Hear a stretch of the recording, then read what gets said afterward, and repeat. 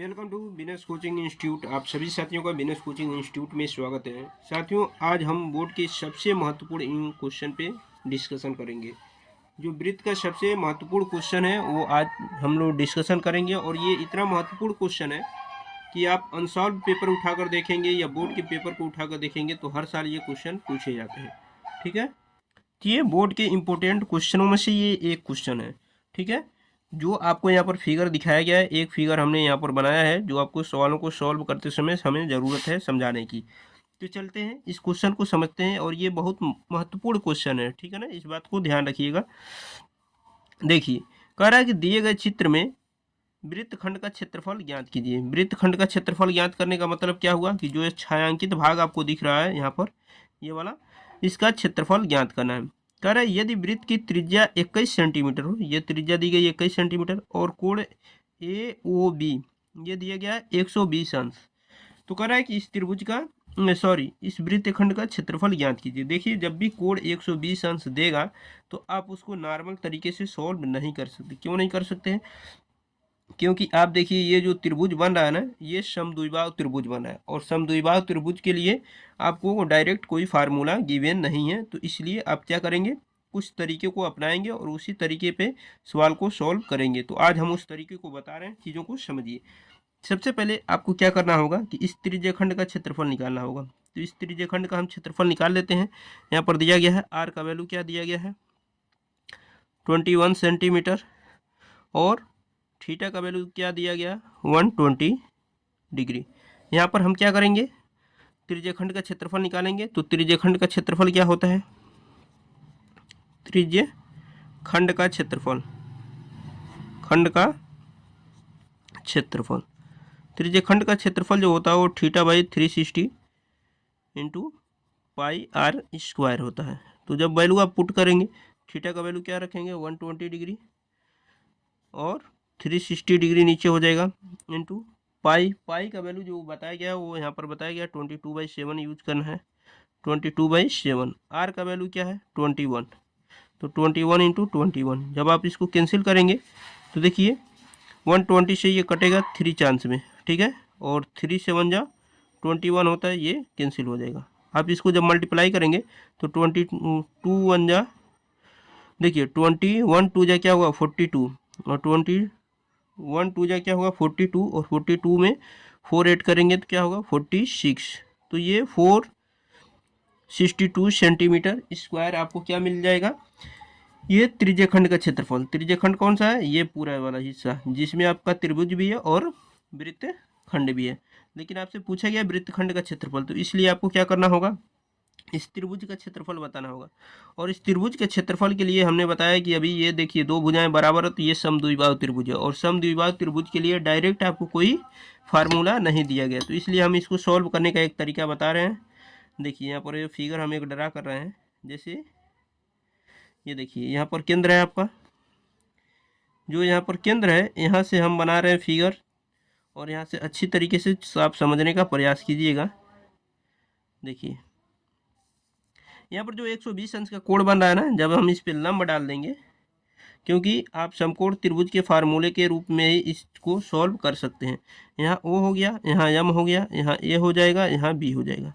तो जब लंब डालेंगे तो ये देखिए 120 अंश है ना, तो ये जब लंब डालेंगे तो ये 90 हो जाएंगे, ठीक है। और ये जब लंब पड़ेगा तो ये 120 से ये क्या हो जाएंगे 60 हो जाएंगे, ठीक है ना, ये 60 डिग्री हो जाएंगे। ये भी 60 डिग्री होगा यहाँ पर, और इधर भी 60 डिग्री हो जाएगा। 60 ये हो जाएंगे तो 30 ये हो जाएंगे, ठीक है ना। इस बात को ध्यान रखिएगा। अब देखिए, हम करेंगे क्या, सबसे पहले हमें इसको समकोण त्रिभुज के आधार पे फार्मूले पे लगाना होगा। तो हमें समकोण त्रिभुज के फार्मूले जानकारी है कि क्या होता है कि 1/2 आधार गुणे ऊंचाई, यानी आधार और ऊंचाई निकालना है। तो सबसे पहले हम करेंगे क्या, देखिए, ये अगर आप इस त्रिभुज की बात करें, त्रिभुज OMA में, देखिए ये इंपॉर्टेंट क्वेश्चन है, इसलिए ये थोड़ा सा समय लेगा, तो आप घबराइएगा मत, चीज़ों को अच्छी तरीके से समझिएगा। OMA में ये देखिए, अगर हम बात करें, यहाँ पर हम कोण है ये 30 डिग्री, तो ये अगर कोण होगा तो इसके सामने की ये भुजा लंब होगी, ठीक है, और ये होगा आधार। लेकिन हमें तो आधार दिया नहीं गया, हमें कड़ दिया गया ना, तो हम क्या करते हैं, लंब बटे कड़ कर लेते हैं। तो लंब बटे कर्ण यानी ओ एम अपन ओ ए, तो क्या होगा लंब बटे कर्ण क्या होता है साइन थीटा, और थीटा का वैल्यू क्या लेंगे 30 डिग्री, ठीक है ना। लंब बटे कर्ण साइन थीटा और थीटा का वैल्यू 30 डिग्री। अब देखिए ओ एम हमें मालूम ही नहीं है, ओ एम रहने देते हैं। ओ ए ये दिया गया है कितना 21 सेंटीमीटर, और साइन 30 अंश का मान क्या होता है, साइन 30 अंश का मान होता है 1/2। यहाँ से ओ एम का जब मान निकालेंगे तो ओ एम का मान क्या होगा, इसका इधर गुणा हो जाएगा 21/2 सेंटीमीटर हो जाएंगे क्या ओ एम का मान, ठीक है ना। अब लंब तो हमने निकाल लिया, अब आधार निकालते हैं। फिर इसी त्रिभुज में हम क्या करेंगे, देखिए आधार बटे कर्ण कर देते हैं। फिर लिखेंगे पुनः त्रिभुज ओ एम ए में, ठीक है ना, ओ एम ए में अगर हम आधार बटे कर्ण करें यानी ए एम अपान ए ओ करें आधार बटे कर्ण, तो क्या होता है कॉस थीटा। आधार बटे कर्ण क्या बनता है कॉस थीटा, और थीटा का वैल्यू क्या है 30 डिग्री। तो ए एम का वैल्यू नहीं हमें मालूम है, लेकिन ए ओ का वैल्यू क्या है 21 काश 30 डिग्री। काश 30 डिग्री का वैल्यू क्या होता है √3/2, ठीक है। यहाँ से हम ए एम का जो अगर वैल्यू निकालें तो क्या होगा, इसका इधर मल्टीप्लाई करना होगा 21 √3/2, ठीक है। लेकिन आधार हमारा क्या है यहाँ से लेके पूरा यहाँ तक है ना, क्योंकि हमें इस त्रिभुज का क्षेत्रफल निकालना है। समकोण त्रिभुज का अगर हम फार्मूला लगा के निकालना चाहते हैं तो हमारा फार्मूला क्या है कि 1/2 आधार गुणे ऊंचाई, और आधार यहाँ से यहाँ तक है, ऊंचाई तो यहाँ मिल गया है। तो अगर यहाँ से यहाँ तक हम मान जान रहे हैं तो 2 का गुणा कर दें तो यहाँ से लेके यहाँ तक हमें मान मिल जाएगा, यानी ए बी का मान मिल जाएगा। ए बी बराबर क्या होगा 2 गुणे, हम 2 का गुणा कर रहे हैं 2 गुणे ए एम, यानी ए एम का 2 गुना है, और 2 गुणे ए एम का मान जान रहे हैं आप 21 √3/2। देखिए 2 से 2 कैंसिल होगा तो आपको क्या मिलेगा 21 √3 सेंटीमीटर, ठीक है ना। तो यानी ए बी का जो वैल्यू आया 21 √3 सेंटीमीटर, ठीक है। अब आप क्या कर सकते हैं, इस त्रिभुज का क्षेत्रफल निकाल सकते हैं। तो लिखेंगे त्रिभुज देखिए किस त्रिभुज का, त्रिभुज ओ ए बी का क्षेत्रफल, ठीक है ना। त्रिभुज ओ ए बी का क्षेत्रफल, त्रिभुज ओ ए बी का क्षेत्रफल। देखिए त्रिभुज ओ ए बी का क्षेत्रफल यहाँ मैं आपको बता दें ये क्या होगा, देखिए ये होगा 1/2 आधार, इसका आधार क्या है ए बी है, क्या है ए बी है, आधार गुणे ऊंचाई, ऊंचाई क्या है ओ एम है। आप यहाँ से देख सकते हैं कि आधार क्या है ए बी है, यहाँ पर ए बी, और ऊंचाई क्या है ओ एम है। तो इसलिए हमने क्या लिखा कि आधार गुणे 1/2 आधार गुणे ऊंचाई। अब देखिए 1/2 आधार ए बी का मान कितना आया है 21 √3, और ऊंचाई क्या है ओ एम का मान क्या है 21/2। जब आप इसको सॉल्व करेंगे तो देखिए 21 का अगर हम 21 में मल्टीप्लाई करते हैं तो 441 होता है, और √3, और नीचे आपका आ जाएगा 2 2 जा 4। तो ये आया त्रिभुज का क्षेत्रफल। किसका क्षेत्रफल आया, त्रिभुज का क्षेत्रफल। लेकिन आपसे त्रिभुज का क्षेत्रफल नहीं पूछा गया, आपसे पूछा गया है किसका क्षेत्रफल, आपसे पूछा गया देखिए वृत्तखंड का क्षेत्रफल, और ये है वृत्तखंड। तो वृत्तखंड का क्षेत्रफल कैसे निकालेंगे, इस त्रिज्यखंड के क्षेत्रफल में से हम इस त्रिभुज के क्षेत्रफल को माइनस करेंगे, तब हमें मिलेगा वृत्तखंड का क्षेत्रफल। तो चलते हैं वृत्तखंड का क्षेत्रफल निकालते हैं। वृत्तखंड का क्षेत्रफल, वृत्तखंड का क्षेत्रफल, ठीक है ना। तो वृत्तखंड का क्षेत्रफल कैसे निकालेंगे, तो वृत्तखंड का क्षेत्रफल आपको बताना है। तो वृत्तखंड का क्षेत्रफल बराबर होगा आपका त्रिज्यखंड का क्षेत्रफल, त्रिज्यखंड का क्षेत्रफल माइनस त्रिभुज का क्षेत्रफल, त्रिभुज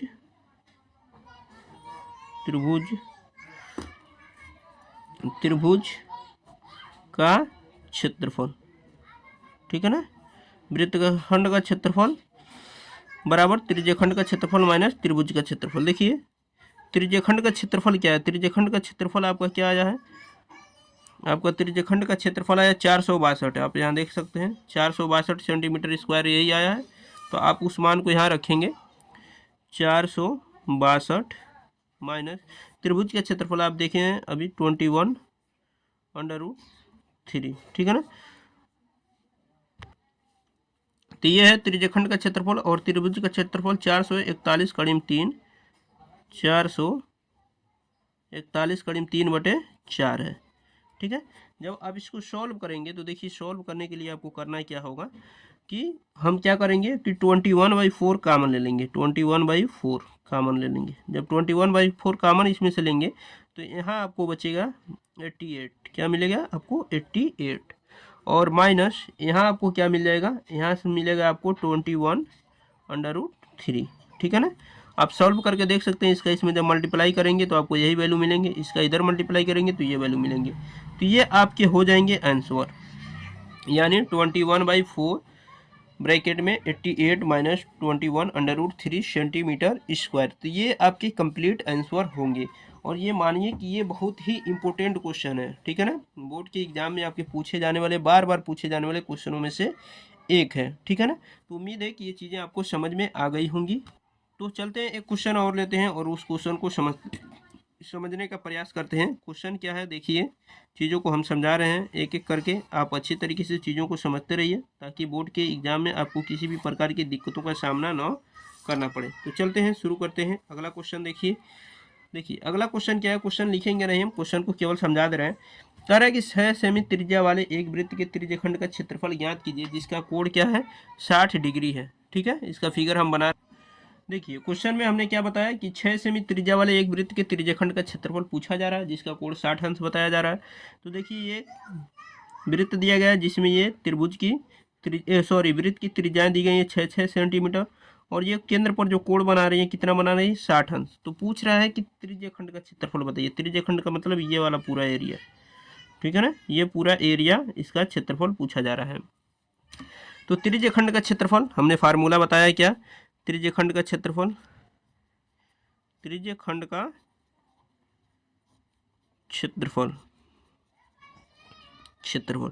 ये क्या होता है θ/360 इंटू पाई आर स्क्वायर, ठीक। अब वैल्यू रख सकते हैं, थीटा का वैल्यू क्या है 60 डिग्री अपान 360 डिग्री इंटू पाई का मान आप रख सकते हैं 3.14, ठीक है ना, और इंटू आर का वैल्यू क्या है 6 इंटू 6। अब देखिए इसको काटिए, 60 1 जा 60 और 60 6 जा 360, ठीक।